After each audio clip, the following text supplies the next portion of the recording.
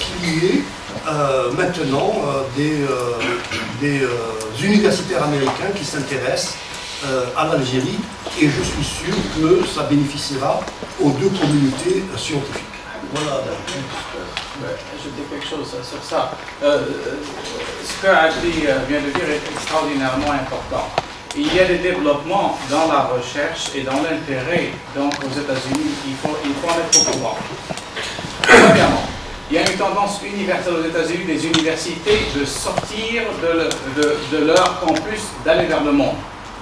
Juste hier, j'avais une correspondance avec des collègues en Italie et aux États-Unis pour emmener un groupe d'étudiants en automne prochain en Europe pour une semaine. Je vais enseigner à Rome un cours sur le Moyen-Orient et l'Afrique du Nord. Et à la fin du cours, je les emmène. Pour des chercheurs algériens pour faire des présentations là-bas, même pour aller à une conférence seulement. Et si vous avez besoin d'informations, contactez-moi, si vous avez des collègues. Donc il y a des bourses pour des étudiants et des chercheurs, donc des professeurs, pour faire des présentations. Donc il y a des possibilités de faire du networking, comme on dit exactement, parce que ce n'est pas juste non seulement des chercheurs américains au Maghreb, mais aussi on a besoin de faire sortir les Algériens et les Maghrébins aussi du ghetto dans lequel ils ont été pendant 6 mois. Je vais prendre la parole 5 minutes juste pour fournir quelques repères d'un point de vue, disons, de contact avec les États-Unis. Comment les Algériens voyaient les États-Unis dans le mouvement national du moins. Mais on a assisté à partir des années 40 d'abord à une exploitation du thème de l'existence d'un État algérien avant 1850 en excitant des accords passés d'État à État avec les États-Unis. Donc c'est entre les États-Unis, c'était un pays qui reconnaissait l'Algérie, qui avait des rapports avec elle. Mais ce qui est le plus important, c'est qu'à partir des années de la Première Guerre mondiale, il va y avoir deux doctrines qui vont toucher les pays du tiers-monde, de ce qu'on a appelé le tiers-monde et qu'on appelle aujourd'hui le Sud. C'est la doctrine wilsonienne, sur l'autodétermination des colonies, et la doctrine léniniste ici, sur les droits des peuples à disposer d'eux-mêmes. Et les leaders algériens de l'époque, notamment Yamir Khaled, a été l'auteur d'une lettre au président Wilson dans laquelle il lui demandait d'intervenir en faveur de l'autodétermination du peuple algérien. Et donc, chez les nationalistes, il y avait comme, si vous voulez, un point une sympathie très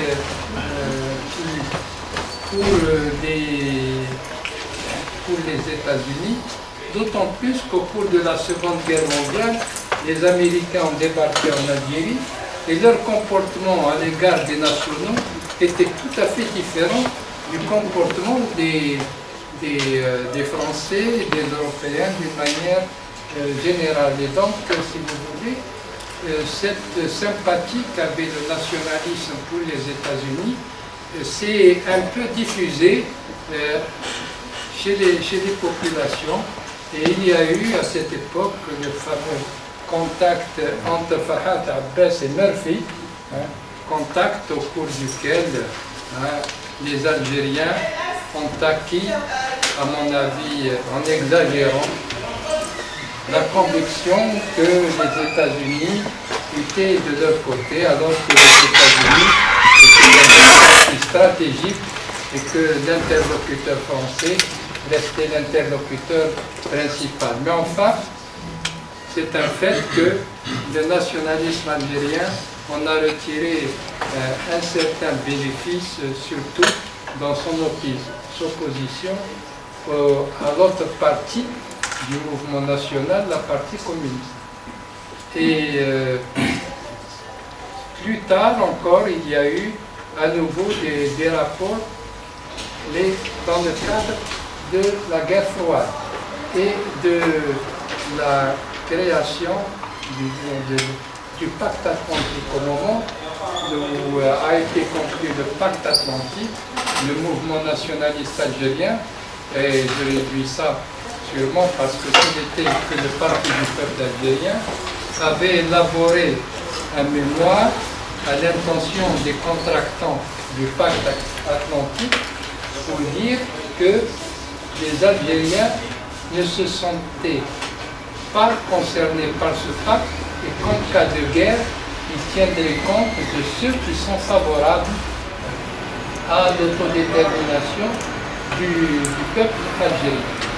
Et comme à l'époque, si vous voulez, la politique mondiale était axée autour du conflit entre les deux grandes puissances de l'époque, c'est-à-dire les États-Unis et l'URSS, l'URSS avait des partisans sur place en Algérie à travers le Parti communiste et toutes les organisations satellites, la Fédération syndicale mondiale, la Fédération mondiale de la jeunesse démocratique, l'Union internationale des étudiants, et que les États-Unis n'avaient pas le même prolongement dans les pays d'Afrique du Nord.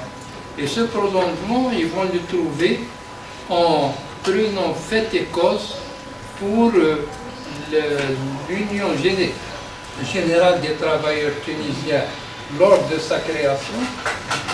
Et cette Union générale des travailleurs tunisiens était en train de chercher à fédérer, à créer des syndicats en Maroc et en Tunisie et de créer, si vous voulez, un pôle maghrébin.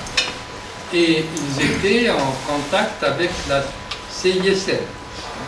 Et c'est la CISL qui est la première comme organisation, les Américains de la CISL, qui ont été à la rencontre du mouvement nationaliste. Et donc, il s'est trouvé essentiellement au MTLD, ils ont trouvé des répondants au MTLD, bien que déjà au MTLD, il y avait une tendance très de type neutraliste et un courant qui annonçait d'une certaine manière le tiers-mondisme et qui va être consacré par la réunion de Rangoon, qui est une réunion afro-asiatique qui va précéder le futur Bandung. Pendant la guerre, les États-Unis étaient intéressés bien sûr par la zone, mais ils y étaient intéressés du point de vue de la stabilité de la zone. En ce sens qu'après l'indépendance de la Tunisie et du Maroc, ils ont soutenu les deux mouvements nationalistes, etc. La révolution algérienne risquait de déstabiliser, si elle se prolongeait sans solution, elle risquait de déstabiliser la zone. Et par conséquent, ils se sont intéressés à l'Algérie en fonction de ça. Nous avons pu créer une délégation aux Nations Unies avec Mohamed Yazid et Chanderli comme représentants. Et le consul général des États-Unis en Algérie, William Porter, a beaucoup concouru au département d'État en faveur de l'Algérie, et je crois savoir qu'il a été pour beaucoup dans l'intervention plus tard du futur président Kennedy, qui est intervenu sur l'Algérie en 1957. à l'indépendance, les rapports ont été d'abord ambigus. Les États-Unis, au départ, étaient extrêmement favorables à l'Algérie, mais les premières initiatives de l'Algérie n'étaient pas du goût des Nations Unies. J'étais alors secrétaire général du ministère des Affaires étrangères et je me rappelle très bien de la discussion houleuse qu'on a eue avec William Porter, quand le président Ben Bella, invité aux Nations Unies, visite officielle, a pris la décision d'aller aussitôt à Cuba. Ce n'était pas une initiative qui a été très appréciée. Et puis ensuite, si vous voulez, petit à petit, avec la politique de l'État algérien, mais aussi l'attitude des États-Unis, on en est venu en Algérie à ne plus voir les États-Unis que sous l'étiquette d'impérialisme. Ce n'était plus un État, un pays, c'était l'impérialisme, synthétisé si vous voulez. Et dans le mouvement étudiant, cette vision s'est enracinée d'une manière extrêmement forte, au point que la connaissance des États-Unis portait vraiment à peu de monde.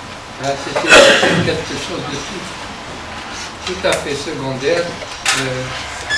C'était l'ennemi par excellence, même si, contrairement à ce qu'on pourrait supposer, les relations entre les États n'ont jamais été dramatisées, sauf par rapport aux questions, pas par rapport aux questions algériennes elles-mêmes, mais par rapport aux questions du Moyen-Orient. Voilà, je vous fournis quelques repères. Je pense que les chercheurs américains en connaissent beaucoup plus, mais c'est pour les Algériens ici présents et pour les étudiants que j'ai essayé de donner tous ces repères, qui ne sont pas suffisants bien sûr en eux-mêmes. Merci. Alors je donne la parole maintenant à Feriel Fates. Merci. Pour être dans la continuité de ce que vient de dire Mohamed Haoudi, qui est tout à fait précieux puisque c'est un témoignage, moi ce qui me frappe, c'est la distorsion justement entre les positions américaines, aussitôt par rapport à la colonisation de l'Algérie, aussitôt que la Deuxième Guerre mondiale, c'est-à-dire au moment du débarquement allié sur les côtes d'Algérie sous la direction américaine et où des contacts sont pris avec les nationalistes. Il y a une distorsion effectivement dans la mesure où les Américains sont extrêmement circonspects. Ils essayent D'abord, ils ont à gérer le problème de la guerre et donc il leur faut ménager les Français qui sont partagés d'une part entre les résistants en formation et dont ils ont du mal à évaluer l'importance, et d'autre part les Français de Vichy qu'ils doivent rallier ou au moins neutraliser. Et donc, dans cette optique-là, l'important est de ne pas irriter le partenaire en faisant des promesses inconsidérées aux nationalistes algériens. Et de ce point de vue-là, Roosevelt a un discours et une attitude qui irritent grandement l'administration française, dans la mesure où, par exemple, il a un discours où très clairement il annonce que le futur sera bien sûr la libération de ce modèle qu'il présente comme archaïque, celui de la domination coloniale. Mais entre les discours et une pratique qui est celle de son représentant personnel, Mohamed Haoudi a évoqué l'entretien ou les entretiens. Robert Murphy dit qu'il a rencontré Abbas une ou deux fois.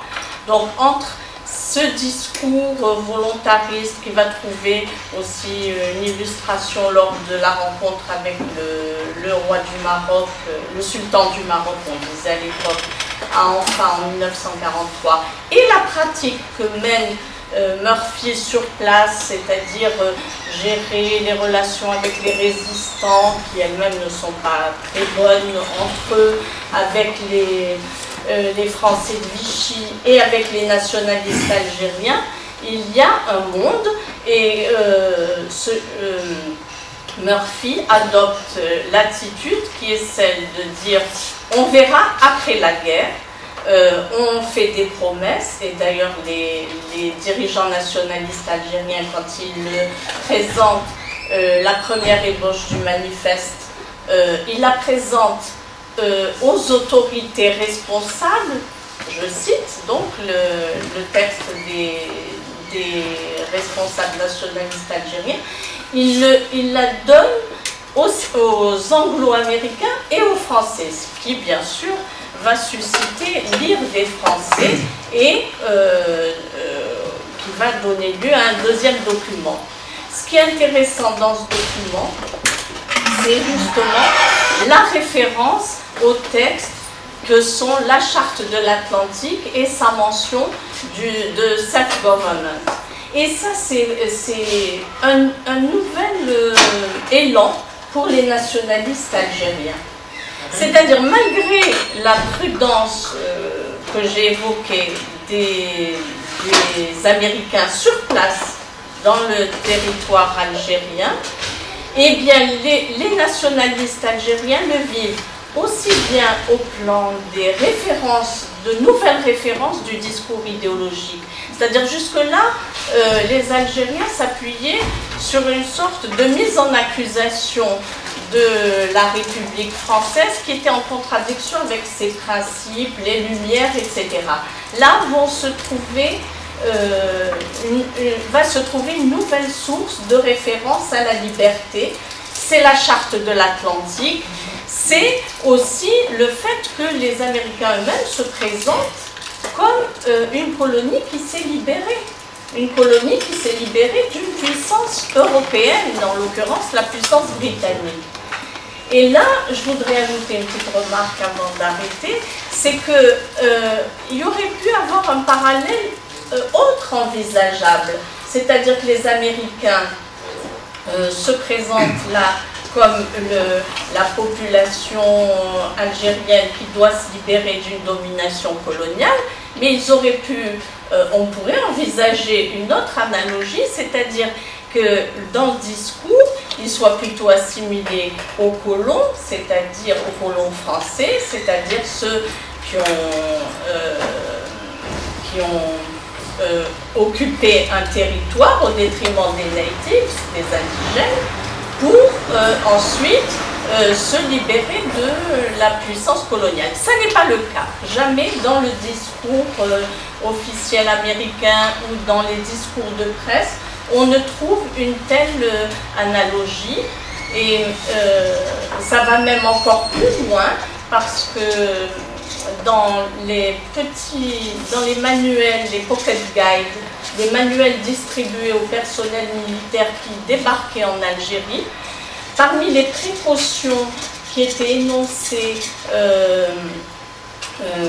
et les conseils et les recommandations données aux soldats et aux troupes qui débarquaient sur ce territoire, on leur demandait de faire bien attention, de respecter les Algériens musulmans, c'est le terme qui est utilisé, de ne pas calquer leur comportement sur celui des Français, parce que, dit le texte, les populations locales n'ont pas de respect pour eux et il s'agissait pour les Américains d'obtenir aussi un appui des populations locales algériennes qu'ils ont obtenu justement par ce comportement, Mohamed Harbi l'a dit, beaucoup de sympathie. On en retrouve des traces si on fait une recherche dans l'histoire orale, des chansons, des contes et des récits de l'époque. On en retrouve des traces dans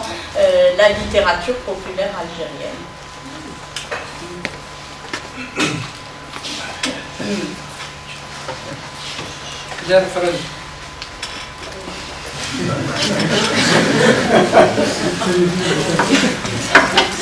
Alors, comme je serais bien incapable de continuer sur les relations entre les États-Unis et je vais revenir à ce qui a été dit ce matin un peu. Donc, à partir de plusieurs parcours universitaires américains ou asiatiques. Donc, c'était assez intéressant pour les Français de voir finalement comment on arrive à l'histoire de l'Algérie, donc soit par l'histoire de la France et de l'écho finalement, beaucoup de la guerre d'Algérie en France pour arriver à l'histoire d'Algérie ou à l'histoire donc plus générale de la Alors, sur le fait que vous représentez en gros l'histoire américaine sur l'Algérie, bon, il y a quand même d'autres chercheurs, et notamment quelques femmes. Je sais pas, par exemple, Diana Davis ou Jennifer Sessions, je pense qu'on a vu quand même d'autres, anglo-saxons, plus forts. Mais donc, je disais juste que, bien sûr, c'est un panel extrêmement riche et prestigieux, mais qu'il y a d'autres universitaires américains qui travaillent quand même déjà sur l'Algérie. Alors, par rapport à ce que j'ai pu lire et dans les conversations qu'on peut avoir aussi avec les chercheurs américains, ce que je trouve assez intéressant, c'est que vous apportez finalement dans l'histoire de l'Algérie vos propres problèmes, problématiques bien sûr. À savoir, je pense quand même qu'on s'intéresse plus à l'histoire coloniale de l'Algérie du côté des femmes, justement par la recherche américaine. Et après se pose aussi la question de toutes les thématiques de la discrimination raciale qui, pour le coup, sont plus des questionnements d'abord américains que français et qui commencent finalement à irriguer une recherche française qui ne posait pas, je pense, particulièrement la question. Alors, le problème des liens entre chercheurs américains et chercheurs algériens a été un peu évoqué. Et moi, les questions que je pourrais vous poser, c'est d'abord quelles sont vos relations à vous, chercheurs américains, avec... j'ai bien compris que vous étiez souvent au département d'histoire française ou autre, mais quelles sont vos relations, disons, avec les chercheurs travaillant en histoire, en sciences sociales, en sciences humaines, sur d'autres histoires coloniales que l'histoire de la colonisation française?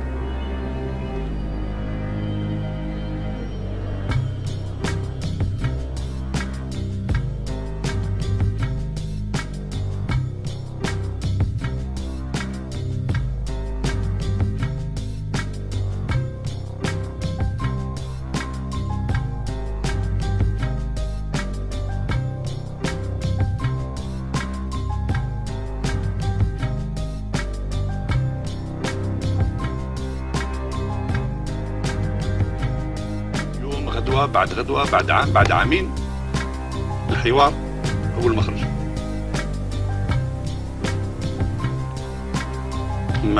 والحوار بالنسبة لنا احنا تسمح لي موش مزية تعملها السلطة، ضرورة وطنية. حتى واحد ما يعمل مزية لا من جانبنا احنا ولا من جانب السلطة. الحوار مخرج أساسي للأزمة. قضية العقد الوطني أنا ما نعتبرهاش ذنب ارتكبناه ونتوب عليه. قضية العقد الوطني نتشرف بأنني أمضيت باسم جبهة التحرير الوطني.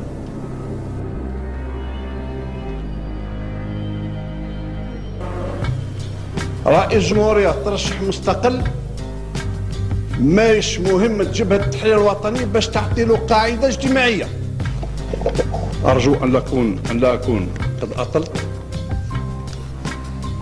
واستميحكم إذا بدر مني ما يفهم أنه إساءة لبعض الإخوان. شكرا. تقديري الخاص أن هذا الحكم على ما فيه من سلبيات وإيجابيات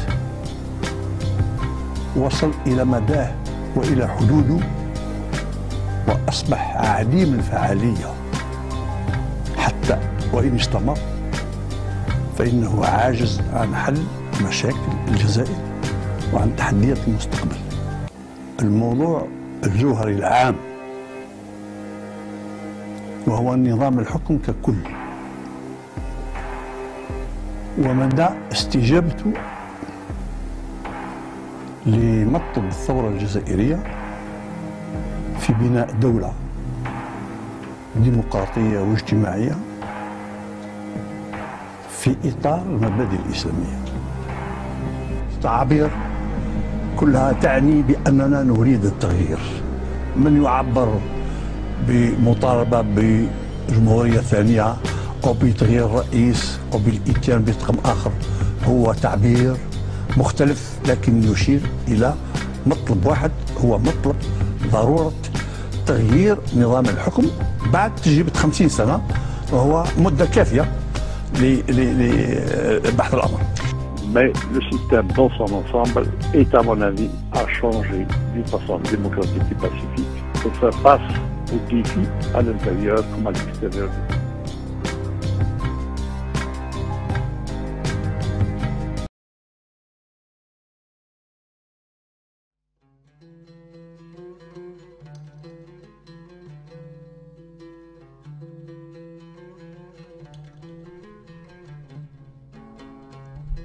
يقول علي عزت بيغوفيتش: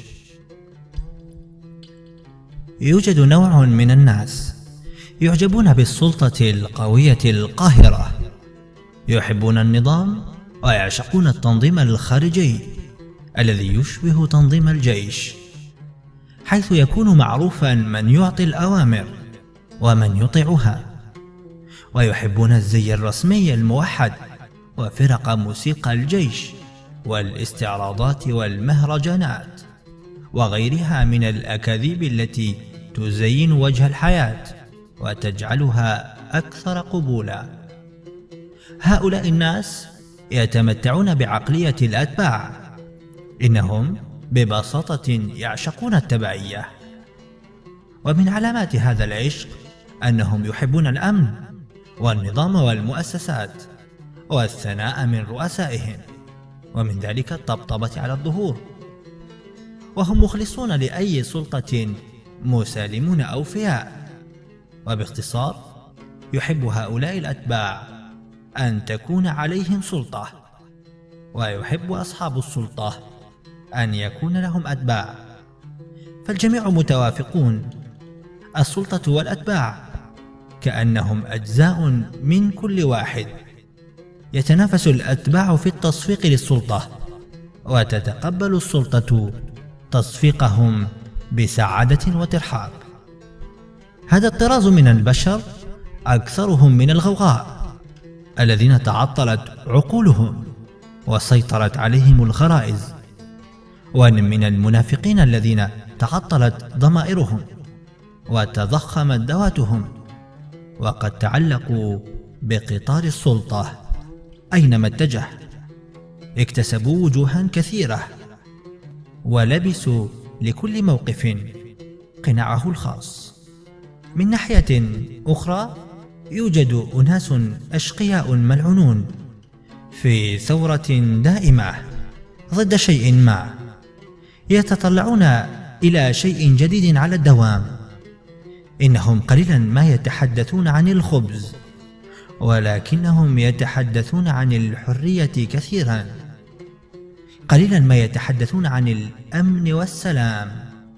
ولكنهم يتحدثون عن الشخصية الإنسانية كثيرا، ولا يقبلون فكرة أن الملك هو الذي يطعمهم أو يرزقهم أو يمنحهم مرتباتهم، وإنما على العكس يرون أنهم هم الذين يطعمون الملك. هؤلاء هم الهراطقة الخارجون المعارضون الذين لا يحبون السلطة ولا تحبهم السلطة.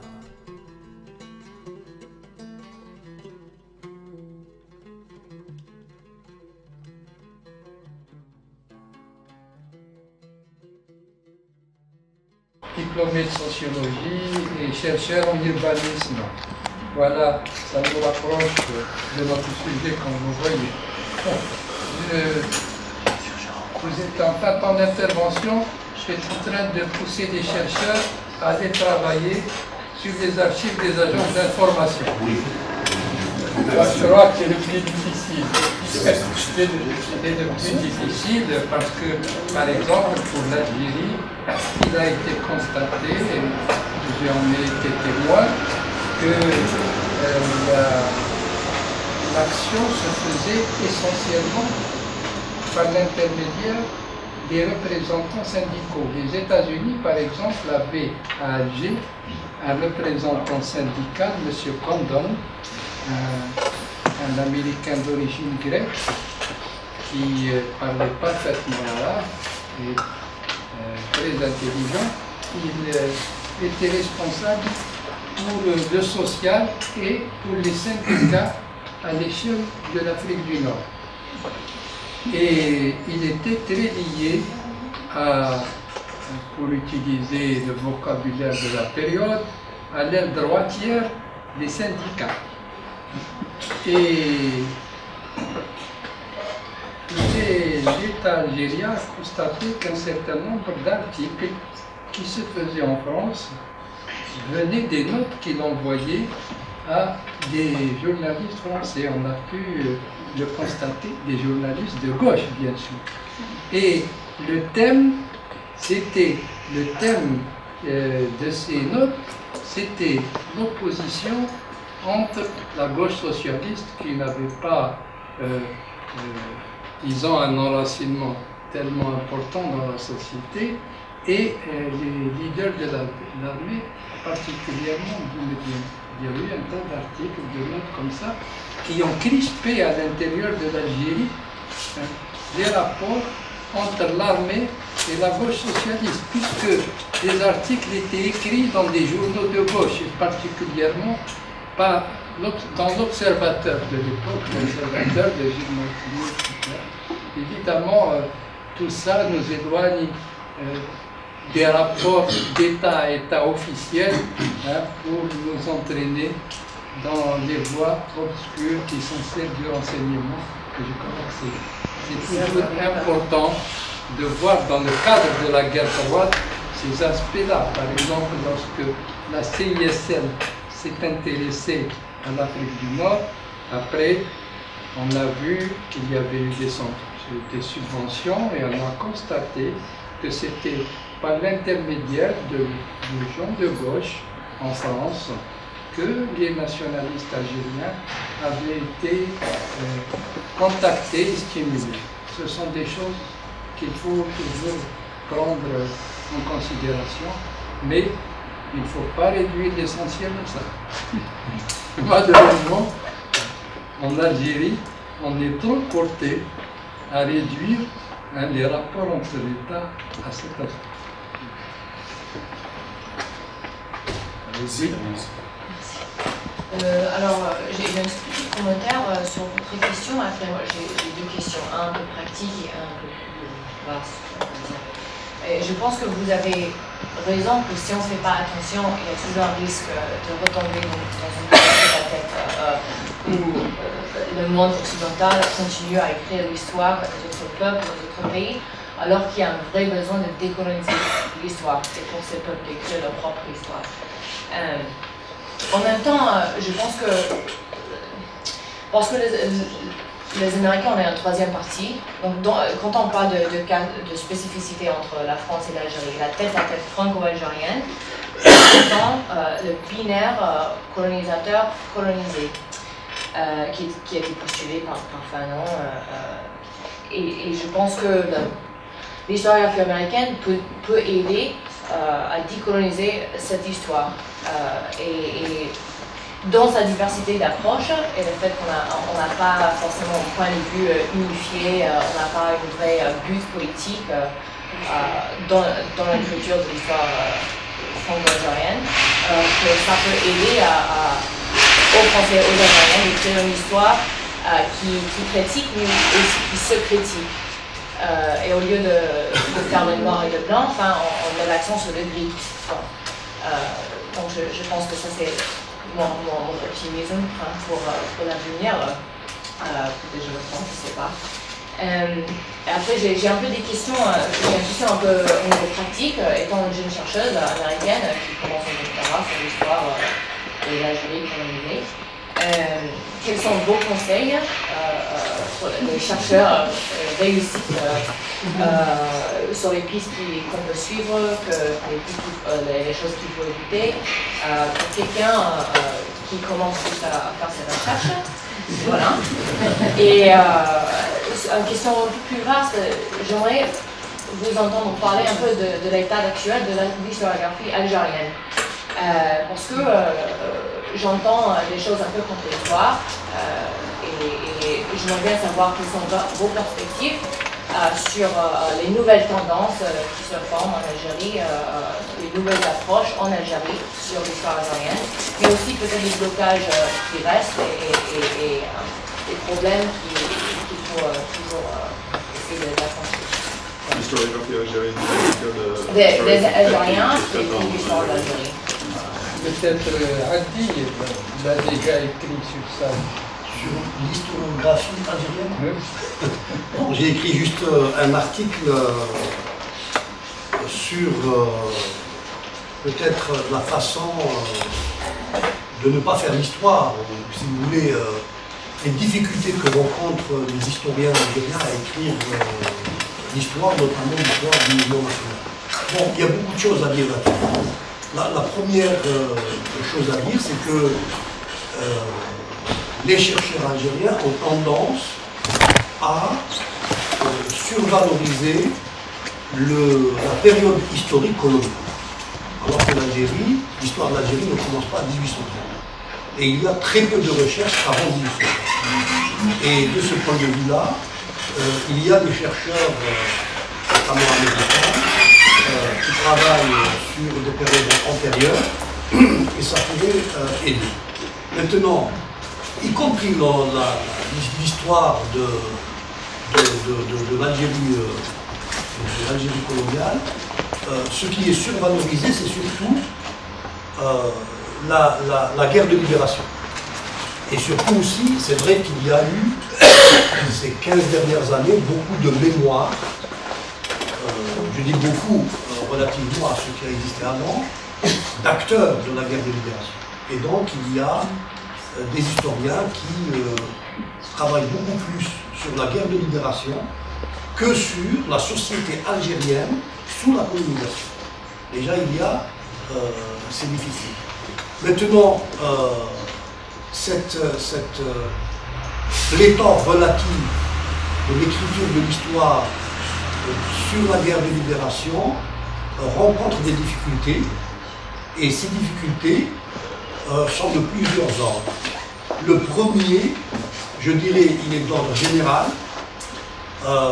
il est relatif à la difficulté des sciences sociales à se constituer dans un pays comme l'Algérie. Et là, les difficultés sont aussi de plusieurs ordres, ils sont aussi bien d'ordre culturel, il n'y a pas un public, il n'y a pas un public, et aussi politique, et aussi idéologique. Il y a la concurrence du discours religieux. Le discours religieux a tendance à fournir une vision du monde, une explication du fait social, et ça c'est en concurrence avec les sciences sociales qui sont, elles, qui produisent un discours sécularisé. Et donc on a ces difficultés. Et donc l'histoire, comme science sociale, rencontre cette difficulté dans un pays comme le nôtre. Alors c'est pour ça qu'il y a une espèce de survalorisation de ce qui est produit à l'étranger.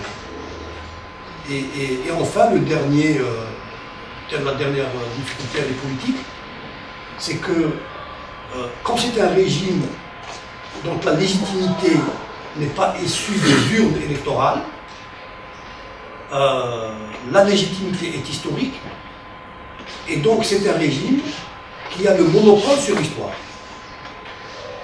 Et du temps de Boumedienne, il y avait un seul département d'histoire, c'était à Alger. Il ne voulait pas qu'il y ait des départements d'histoire à Constantine et à Oran ou ailleurs, parce qu'il voulait contrôler l'histoire. Et il voulait contrôler l'histoire parce qu'il n'est pas issu de l'ALN des maquis. Il est issu de l'ALN des frontières. Et c'est comme s'il ne voulait pas que les jeunes Algériens le sachent. Alors que c'était vraiment cacher le soleil avec un tamis, comme on dit. Et c'est un régime, si vous voulez, qui est issu de la fraction de l'ALN qui était dans les frontières. Et ils ne veulent pas qu'il y ait un complexe. Et ils pensent cacher cela, il y a une... et ça, c'est une difficulté supplémentaire. Et c'est pour ça que je disais dans mon intervention, première intervention, que pour nous, c'est très important ces rapports avec des chercheurs français, des chercheurs américains, des chercheurs australiens, s'il en existe, et qui travaillent sur l'Algérie. Ça nous sort, premièrement, du tête-à-tête franco-algérien, mais ça nous sort aussi du tête-à-tête avec le pouvoir. Nous avons un chercheur algérien, un peu, aux yeux du pouvoir, il a un peu plus de légitimité quand il travaille avec un Américain, quand il travaille avec un Français, quand il travaille avec un Suédois. Parce que il y a une dialectique. Le régime algérien, il a tous les défauts, mais en même temps, il ne veut pas que l'Algérie soit isolée. Et Dieu sait si je suis critique par rapport au régime algérien, mais il faut lui reconnaître une chose, c'est qu'il veut qu'il y ait une certaine dimension internationale de l'université, de l'Algérie, etc. Et c'est dans cette faille que les chercheurs algériens essayent de s'introduire. Pour dire que... et c'est vrai que ces 10 dernières années, de ce point de vue-là, nous sommes un peu aidés par des chercheurs français, au moins en histoire, avec Sylvie Thénault, avec Emmanuel Blanchard, etc., qui sont très critiques, sont des travaux scientifiques critiques de la période coloniale. Et donc on ne peut pas être... on est moins poussé à faire de l'idéologie, du discours idéologique. Voilà, je ne sais pas si j'ai répondu à vos questions. Voilà, c'est tout ce que...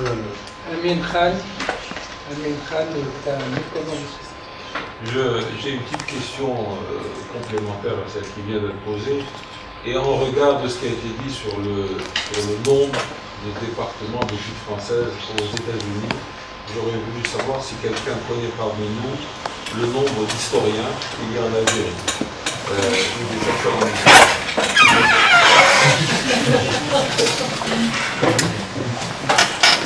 Du point de vue, mademoiselle, de l'historiographie, c'est la plus sérieuse, là où les universitaires ont fait un vrai travail qui est scientifique ou approfondi scientifique, ce sont les ottomaniens en Algérie.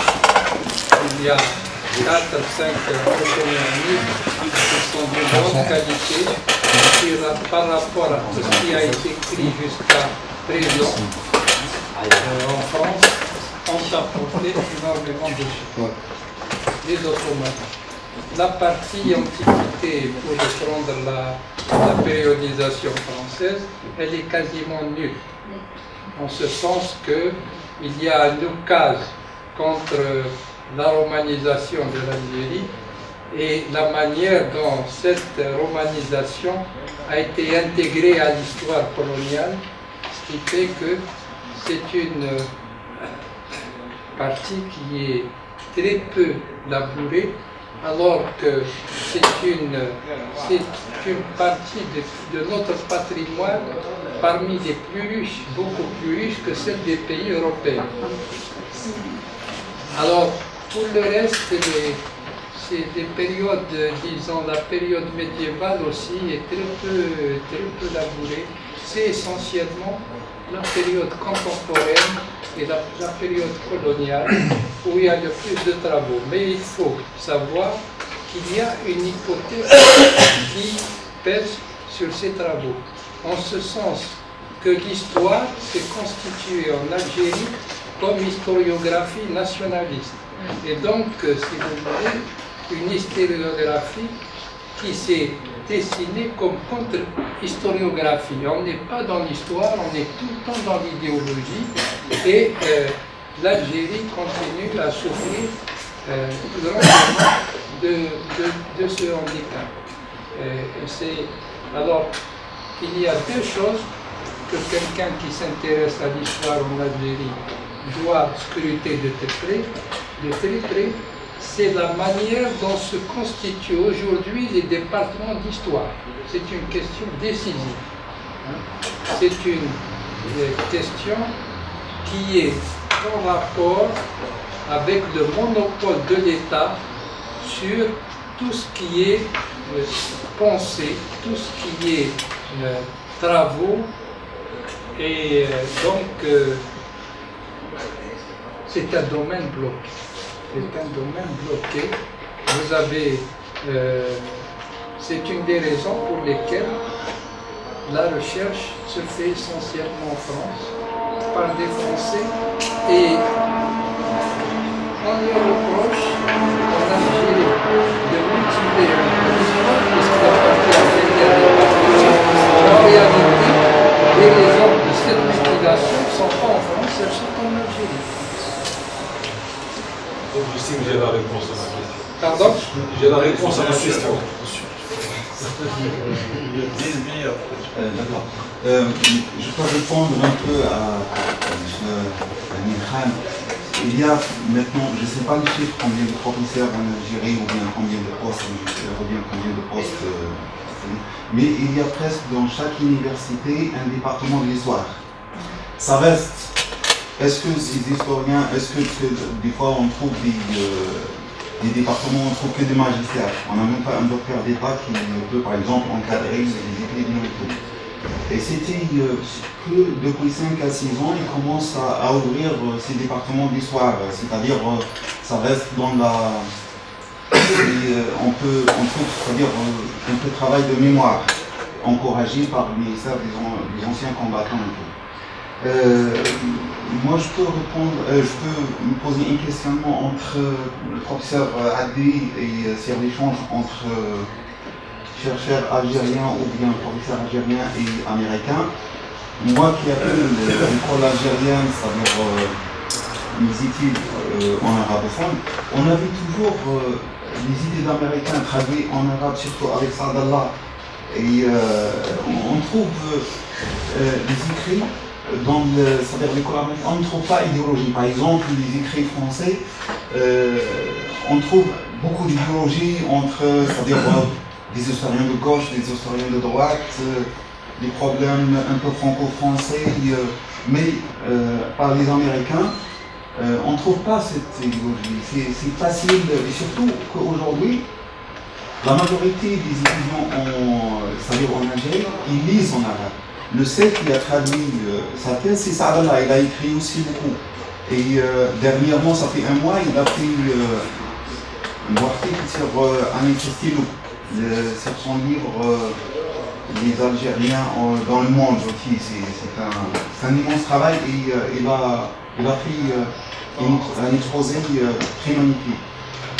Moi, je pose la question, pourquoi, comme vous, comme d'autres, n'essaye pas de traduire ou bien trouver une solution vers l'arabe, parce qu'il y a un lectorat, parce que c'est vrai, on a beaucoup d'historiens en français ou bien en France, on a beaucoup, mais ça reste accessible qu'une partie des chercheurs et ça reste un peu comme en France et ailleurs. Mais la majeure partie, c'est-à-dire de la population là-bas, elle n'a pas cet accès. Il y a aussi tout à l'heure, le professeur Ali a parlé de l'historiographie aujourd'hui. On a le problème d'intellectuel aussi, parce que les historiens algériens, je parle en général, je ne parle pas que il y a cette marginalisation par le pouvoir. Il y avait par exemple le centre de recherche qui monopolise les critères de l'histoire de la Révolution. Moi j'ai travaillé ça fait des années.